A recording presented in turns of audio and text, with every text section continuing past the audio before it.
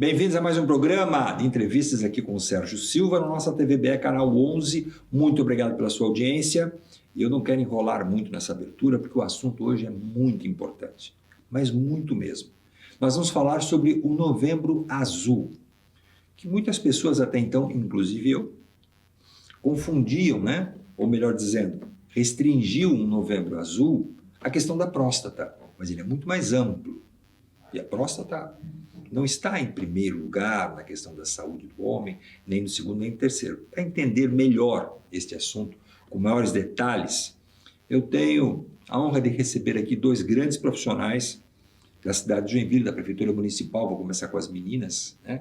Que é a Jaqueline Fornali, né? Gerente de Educação Primária, Atenção Primária. Eu tive que escrever, porque é muita coisa. Muito obrigado pela sua presença. Obrigado, boa tarde a todos. Bom, também, na sequência, nós temos um outro médico, Natalino Clausen, como se fala, médico da Estratégia da Saúde da Família. Portanto, ele é médico da família. Tudo bem, Clausen? Tudo bem, boa tarde. Agradeço pelo convite, é uma honra de estar aqui nesse momento, falar um pouquinho sobre saúde. Na verdade, esse vai ser um programa que eu acho que eu não vou deixar apenas numa edição a ser exibida. Ela tem que ser exibida por mais vezes, porque trata-se de uma campanha, que não é da prefeitura, que não é do estado, é uma campanha nacional, que teve que origem? Como é que começou o Novembro Azul? Bom, o Novembro Azul começou em 2003, lá na Austrália, quando um grupo de homens estavam num bar discutindo sobre a política das mulheres fazerem Outubro Rosa. Então, eles conversando falaram que as mulheres se cuidam, se previnem mais, vivem mais. Então, por que nós homens também não temos o mesmo hábito? E aí, eles viram que a campanha do Outubro Rosa era visado para o câncer de mama. Eles pensaram, o câncer mais frequente depois do melanoma no homem é o câncer de próstata. Então, vamos fazer uma campanha para rastreio do câncer de próstata. E aí, nesse momento, eles começaram lá na Austrália e nesse ano eles fizeram, deixaram os bigodes crescerem. Por quê? Ninguém usava mais bigode. Para chamar atenção, o bigode está crescendo, todo mundo perguntando, para se prevenir, buscar o atendimento de saúde. Portanto, lá atrás, quando a ideia surgiu, a próstata estava junto, ou seja, a ideia estava vinculada especificamente à próstata. Mas o tempo foi passando e estudos médicos, certo? Os conceitos foram mudando. Que conceitos foram esses e o que mudou? Exatamente, porque aí surgiu campanhas do cuidado do homem atrelado muito à próstata, ao câncer de próstata. Mas devido a outras mortalidades, como por exemplo doenças cardiovasculares que eram mais frequentes, então surgiu a importância também de mencionar os cuidados do homem na integralidade como um todo de outras doenças além do câncer da próstata. Que não é o que mais mata no homem. Exatamente. O câncer da próstata hoje é o segundo mais incidente depois do câncer de pele, melanoma, e é o segundo de mortalidade em relação ao dos cânceres, atrás dos cânceres pulmonares. Então, por uma ordem de, digamos, de casos mais graves, os primeiros são as cardiopatias. Exatamente. Depois vem o câncer. Exatamente. Distribuídos em subquadros, vamos chamar assim. Perfeito. Eu tenho aí o câncer de pele, o mais grave, o que mais mata. Depois eu tenho o câncer de próstata, que é o segundo que mais mata. Ou o pulmão mata mais do que o próstata? O pulmão mata mais do que a próstata. Então, o de pele, ele é mais incidente, mas em relação da mortalidade, o de pulmão em primeiro lugar, em segundo, o câncer de próstata. Muito bem. Aí vou voltar nessa questão agora de a gente entender um pouco mais da urgência da premência, e da nossa educação em relação a cardiopatias. Quando a gente fala esse termo cardiopatias, parece um nome que não fala nada, ou se fala tanto que a gente não entende. Do que se trata a cardiopatia? A cardiopatia é um fator de várias doenças que acometem o coração. Isso, né, com o decorrer do tempo, né, alguns cuidados, muitas vezes não atrelado a uma boa prática de saúde, pode, né, predispor algumas doenças cardiovasculares, né, muitas vezes até tem hereditariedade que não mudam. E, Então, né, significa que quem já teve um pai com problema, uma mãe com problema cardiológico, eu também posso ter esse mesmo quadro. perfeito. Não necessariamente, né? Mas eu tenho uma prevalência maior. Perfeito. E nisso, né, a importância também do homem procurar o atendimento de saúde para promoção e prevenção. Hoje, né, o homem tem uma expectativa de vida 7 anos a menos do que as mulheres. Isso porque, né, procuram menos o atendimento à saúde. Então, segundo dados do Ministério da Saúde, né, o homem só procura o atendimento médico quando a capacidade laboral já está prejudicada Quando ele para de trabalhar ou produz menos. ou produz mesmo menos devido já a alguma alteração, né, na sua saúde. Muitas vezes o homem procura, né, o primeiro atendimento em atendimento secundário, terciário, ou seja... O que é o atendimento secundário, primário e terciário? Assim, ou seja, terciário é quando às vezes uma dor torácica, ou infarto, ou às vezes alguma disfunção neurológica, que é um AVC. Muitas vezes quando o atendimento à sua saúde ali já está mais complicado. Por não fazer um rastreio, não fazer uma prevenção, muitas vezes as doenças já estão instaladas, já tem prejuízo. Então, hoje a metade dos homens, né, procuram atendimento somente em casos mais agravantes. Que nesse caso é o terceiro. É o terceiro. Então, primeiro são casos leves, que dificilmente o homem vai procurar alguma coisa, né? Fica no chazinho, Isso. Toma uma coisinha, né? Assim que a cultura masculina acaba procedendo, né? Isso. Mas é muito cultural e educacional. Ou o homem vai procurar o atendimento de saúde, ou do médico de família, ou o médico generalista, ou até mesmo o especialista urologista a partir dos 40 anos. Porque muitos ainda têm aquela intenção que a saúde só envolve o órgão próstata. Daí ele vai procurar para fazer um rastreamento e esquece que muitas vezes, né, aferir uma pressão, ver como que está o índice de massa corporal, como que está a sua glicemia. Por que o homem tem medo do médico? Não gosta. É difícil tu encontrar um homem que diga assim, não, eu vou sempre regularmente no médico desde que eu era jovem. Difícil. Mulher, como a gente estava conversando, é o contrário, né? É cultural muitas vezes. O homem desde pequeno, né? Então ele é atrelado lá que o homem é forte, o homem não chora, e isso vai criando essa cultura, né? Eu sou mais forte, eu não vou adoecer, né? Não vou ter tantos problemas de saúde. E isso vai deixando, né, a não procurar o atendimento à saúde.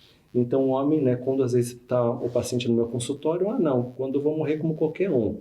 Mas a gente fala que se eu não prevenir, se eu não rastrear, não fazer a promoção, eu posso, né, ter alguma dano com isso. Certo. Bom, agora, Jaqueline, olhando nesse Novembro Azul, a Prefeitura e vocês tomaram uma ação diferente. Exato. Ficou-se apenas nessa questão da divulgação por outdoor, enfim, né? Como é que essa nova, posso dizer, essa nova abordagem do Novembro Azul que vocês organizaram? A nossa abordagem é mais focada na prevenção. Para trazer o alerta para o homem, olha, o que mais mata não é só a próstata, mas você tem que se cuidar, você tem que frequentar a unidade. Assim como a mulher, ela já tem essa cultura, a gente quer colocar essa cultura no homem do cuidado para evitar, né? Ou quando a gente fala de atenção primária, é o básico, onde eu consigo, de algo leve, eu evito a gravidade, eu evito que se eu rastreio, né, eu vejo, faço desde uma aferição, vou citar a aferição de pressão do pulso, eu vejo que ele tem um problema de fibrilação atrial, que é uma das principais causas do AVC. É quando o coração bate num ritmo descompensado. Eu posso fazer uma prevenção e já tratar. Então, é algo silencioso, que a pessoa nem sabia. Às vezes, se ele não tivesse frequentado, ido na unidade, visto a pressão, né, um profissional, o seu pulso, ele ia descobrir quando ele tinha já num infarto, num AVC, caído, numa porta do hospital. Assim, eu consigo tratar e diminuo a chance dele ter esse agravo. Assim para outras doenças. Então, desde de um rastreio, por exemplo, um diabetes, né? Às vezes o homem, ele tem hábitos ruins, né? E deixa de se cuidar, mas ele já está com a doença mais Um grau bem avançado. ele está num grau leve ainda, que eu posso compensar e ele pode reverter essa situação. E quando ele deixa de se cuidar, fala, não, eu sou forte, isso daí é besteira, não vou procurar ajuda. Não vou mais comer açúcar e aí ele vai resolveu. ver, ele já está com problema renal, ele já tem que às vezes ir para uma máquina de diálise. Olha Então, né, isso. como o doutor Natalino trouxe, o homem, ele vive 7 anos menos que a mulher, né, isso comprovado. A frequência dele, de 4 pessoas que procuram unidade, 1 é o homem. Então, o que a gente quer, né? Que a gente também tenha uma qualidade, que os homens tenham uma qualidade de vida e procure mesmo e faça prevenção. Aí vocês criaram, ou melhor dizendo, implantaram essas ações dentro das unidades básicas da saúde. Isso. O que são essas ações? O que tem lá para atrair Essas o homem? ações a gente está traindo, né, diversas formas, rodas de conversa, orientação. O que é uma roda de conversa?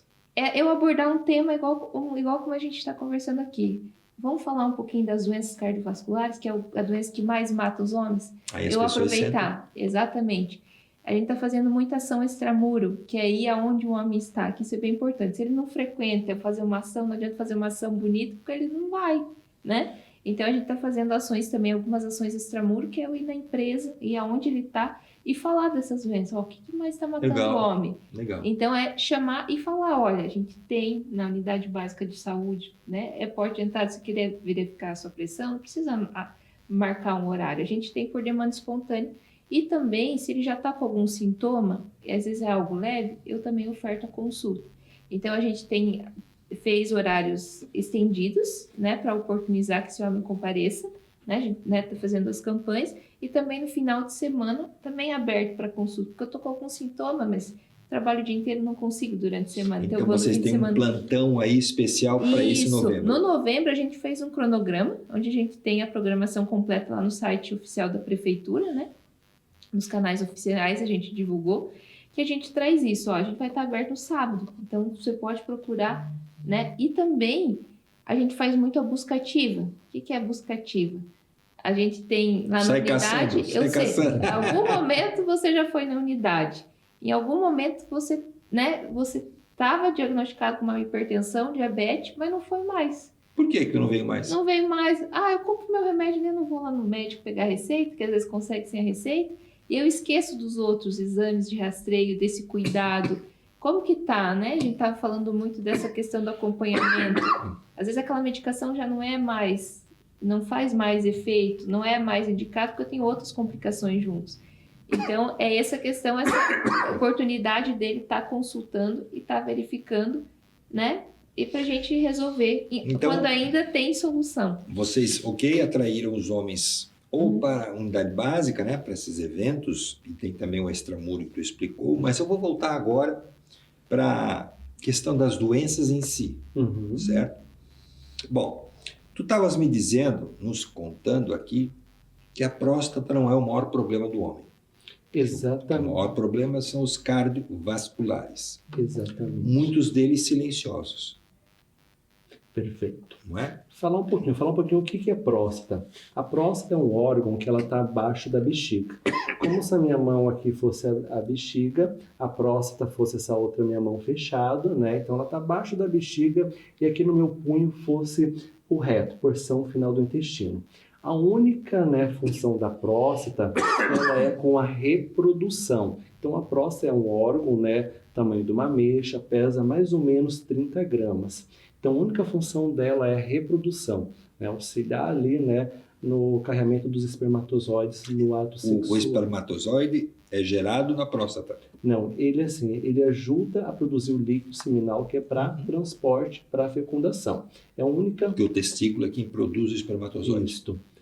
É a única função. Só que o homem atrela muito a próstata como saúde ali sexual. Muitas vezes, com o tempo, a partir dos 40 anos, o homem pode ter algumas alterações hormonais. A mulher entra na menopausa, o homem também pode ter essas alterações.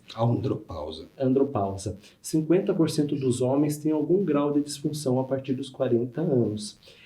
Destes, 20% são relacionados a doenças orgânicas, ou seja, um hipertenso não controlado, um diabético fora do controle, uma obesidade, né? 80% são causas psicogênicas, ou seja, né, muitas vezes é da mente. O homem, quando ele falha uma vez, a chance dele falhar a segunda é maior. Por quê? A gente produz umas substâncias em momento, né, de apreensão, nervosismo, que é a adrenalina.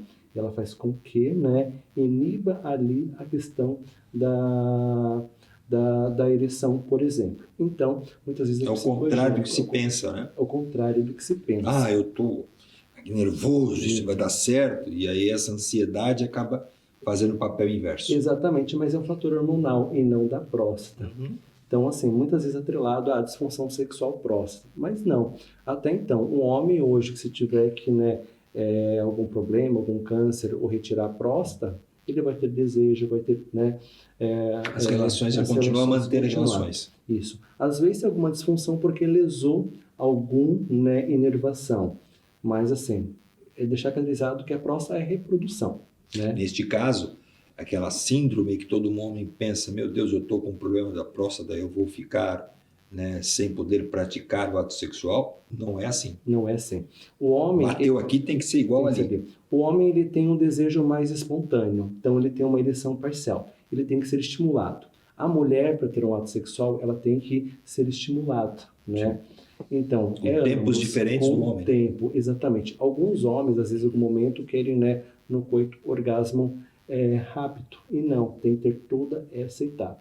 E a partir dos 40, como às vezes os hormônios também vão mudando, né? Então precisa muitas vezes fazer um controle, precisa de um estímulo maior. Então a próstata, o problema está nela em si. Nela em si. Certo? Porque no momento que eu não tenho alterações de bexiga, né, ou mesmo da tua ereção, o homem tem que também tirar essa... Isso. Da cabeça. Da né? cabeça. Nem vou procurar, porque se tiver, já estou fadado. Não, é investigar. Um dos problemas que é muito frequente é a hiperplasia prostática benigna. O que é isso? A partir dos 40 anos, a tendência é de aumentar a próstata de tamanho. Então, assim, no meio da próstata, como no meu dedo aqui, ele passa a uretra, que é o início da canal da micção. A próstata... Que é que faz tu mijar? Isso, a partir dos 40 anos, exatamente. Ela pode aumentar de tamanho. Isso ela pode comprimir a uretra e ter alguma dificuldade para urinar. A hesitação, aquela dificuldade para iniciar, um jato urinário mais fraco. Ou intermitente. Ou intermitente. Hoje tem alguns medicamentos que podem, né, com que essa parte muscular da próstata, o miolo da próstata, relaxem e facilitem. Eu vou aproveitar a tua presença aqui e também da nossa grande especialista em atrair os homens para o seu tratamento, mas depois de um breve intervalo sobre assuntos que eu tenho certeza que você vai gostar e muito.